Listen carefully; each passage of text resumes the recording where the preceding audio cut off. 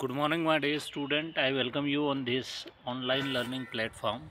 आप सबको पता है हम जिस चैप्टर को पढ़ रहे थे उसका नाम है इन द किंगडम ऑफ फूल।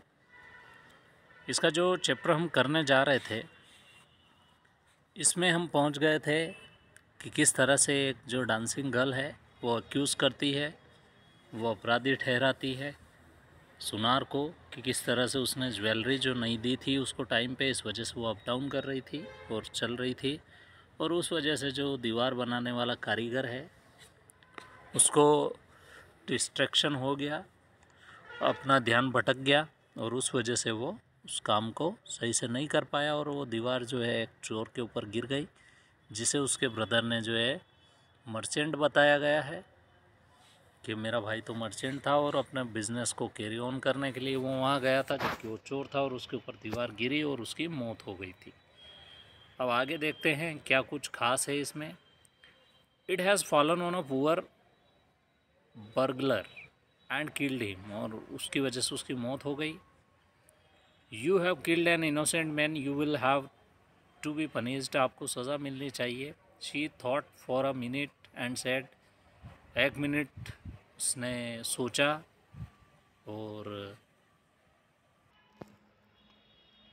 इस वजह से उसकी मौत हो गई। तो इसके मौत के ज़िम्मेदार जो हैं वो पूरी तरह से आप ही हैं, ये बात कही गई है और आपको सज़ा मिलनी चाहिए। She thought for a minute and said, my lord wait, इंतज़ार कीजिए। आई नो, मुझे पता है। Now why I was making ups and down, क्यों मैं बार बार जा रही थी, मुझे याद आया, मुझे पता चला अब। That straight I had given some gold to goldsmith to make some jewelries for me, मैंने गोल्ड स्मिथ को कुछ ज्वेलरीज दे रखी थी ताकि मेरे लिए क्या बना सके वो कुछ गोल्ड दिया हुआ था ताकि मुझे कुछ ज्वेलरीज बनवानी थी गोल्ड स्मिथ से। ही वॉज लेज़ी स्काउंडल, वो काफ़ी लेज़ी था, काफ़ी आलसी था, काम को बहुत ही ज़्यादा टालने वाला व्यक्ति था। He made so many excuses, उसने काफ़ी एक्सक्यूजेस दिए। Said he would not give it now and he would give then, and so all day made me walks ups and downs, और इसी वजह से मैं बार बार जो है डजन ऑफ टाइम्स, मतलब कई बार जो है मैं वहाँ से गुजरी। That's why when this bricklayer सा मी, जब इन ब्रिकलेयर्स ने मुझे देखा तो उस वजह से इनका ध्यान डिस्ट्रैक्ट हो गया और उनका फॉल्ट नहीं है। Poor things is absolutely right, thought the king, king ने सोचा। Wedging the evidence, we got the real culprit at last. Get the goldsmith wherever he is hiding. जाइए उस गोल्ड स्मिथ को पकड़िए, जहाँ कहीं वो छुपा हुआ है वहाँ से उसको पकड़ कर लाइए, और उसको पकड़कर कहाँ लाना है, राजा के सामने लाना है। At once the king bailiffs searched for the goldsmith, जो राजा के जो सिपाही हैं उन्होंने सर्च करना शुरू कर दिया गोल्ड स्मिथ को सब जगह। वो was hiding in the corner of the his shop, जो अपने शॉप के कॉर्नर में छुपा हुआ था। When he heard the acquisition against him, जब उसने अपने खिलाफ जो आरोप सुने तो उसने कहा, he had his own story to tell milord, he said, उसने कहा, I am poor goldsmith, मैं बहुत गरीब गोल्ड स्मिथ हूँ। It is true I made this dancer came many times, पर उसमें मेरी कोई गलती नहीं है, डांसर बार बार मेरे पास आई, आई नो, मुझे पता है। To my doors I gave her excuse, मैंने उसको बार बार एक्सक्यूज़ दिए। Because I couldn't find making her jewellery before I finish the rich merchants orders, rich merchants के ऑर्डर को मैंने फॉलो किया। They had a wedding coming, उनकी शादी आने वाली थी। They would not wait, wait नहीं करते। यू नो, आपको पता है। How impatient the rich man are, जो अमीर लोग होते हैं कितने धैर्य की कमी होती है उनमें, आप सबको पता है। एक बहुत ही रईस व्यक्ति की जो है वो मुझे ज्वेलरी बना के देनी थी, इस वजह से मैं उधर बिज़ी हो गया था। Who is this rich merchant who kept you from the finishing this poor women's jewellery, वो रिच मैन कौन है जिसने आपको इस गरीब लड़की की ज्वेलरी कंप्लीट करते हुए रोका है। तो इसके बाद में क्या होता है, जिसकी वजह से इसको बार बार जाना पड़ा और ब्रिकलेयर का ध्यान भटक गया, which made mass of his wall, और उसी के कारण जो इसकी दीवार टूट गई, which has now fallen on a innocent man and killed him, एक इनोसेंट मैन पर गिरी और उसकी वजह से उसकी मौत हो गई। The goldsmith name the merchant, goldsmith ने मर्चेंट का नाम बता दिया, and he was none other than the original owner of the house, उसमें कोई नहीं था, उसका ओरिजिनल ओनर ही था जिस घर की दीवार उसके ऊपर गिरी थी। Now justice had come to full circle though the king, king ने कहा जिस व्यक्ति की दीवार गिरी है वही असली मर्चेंट था जिसकी ज्वेलरी गोल्ड स्मिथ बना रहा था। तब रियल कल्प्रिट जो पता चल गया है और उसी को फांसी देनी है।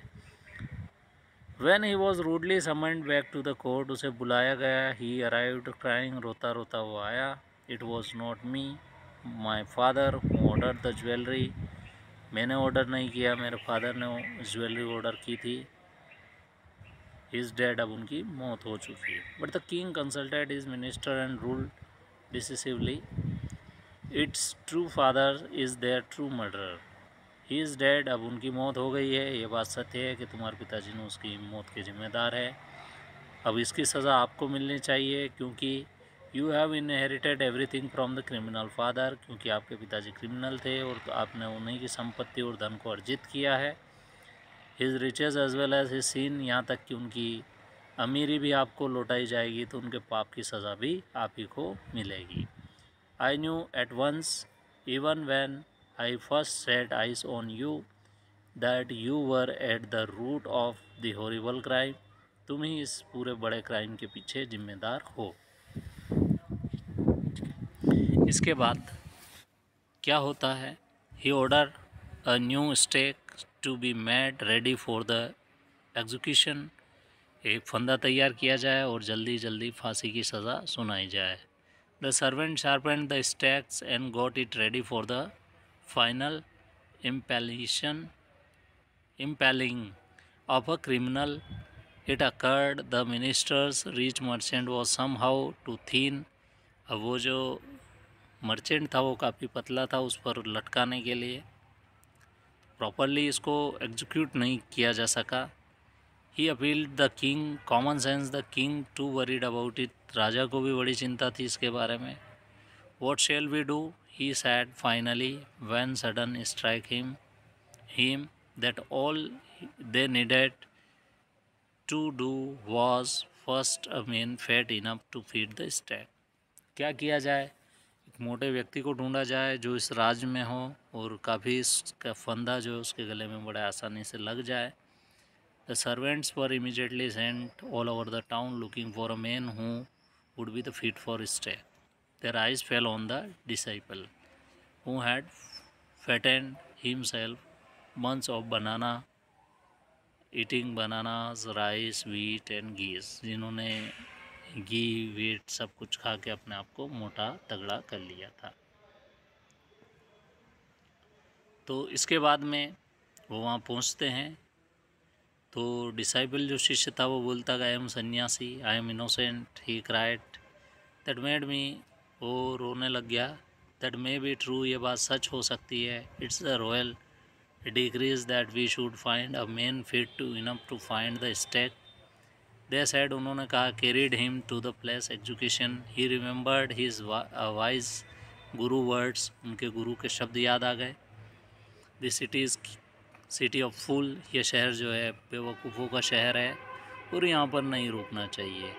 You do not know what they will do the next, शायद आपको पता नहीं है कि अगला आपके साथ क्या करेंगे ये, तो इस वजह से गुरु ने यही एडवाइस दी थी। He pray for his guru's heart asking him to hear the cry wherever he was, जहाँ कहीं हो अपने शिष्य की आवाज़ सुनो। गुरु सा एवरीथिंग इज़ विज़न, गुरु ने अपने विज़न से सब कुछ देख लिया। ही हैड मैजिक पावर, उनके पास मैजिक पावर थी। He could see the far, दूर तक देख सकते थे, तो उन्होंने अपने शिष्य को भी देख लिया। अब आगे की वीडियो में बताऊंगा कि लास्ट में होता क्या है इसमें।